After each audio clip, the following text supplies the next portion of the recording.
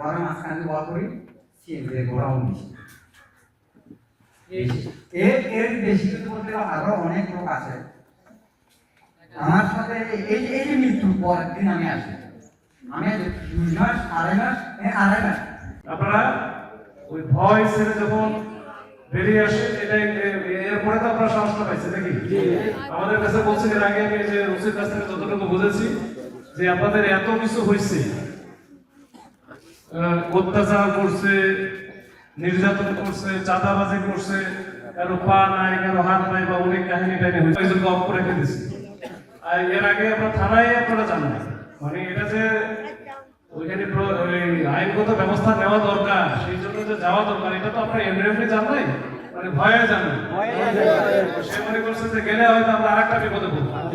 তো এইটা না জানার কারণে কিন্তু পুলিশও আইনগত ব্যবস্থা ভাবে নিতে পারে না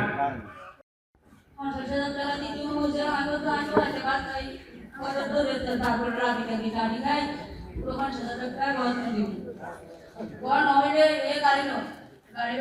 এই ছেলেটা দরিয়া নিয়ে পানি ভাবলা করবো এই সময় পানি আর মানুষের টিয়া লাগবো এই সব টিয়া দিতে লাগবো এই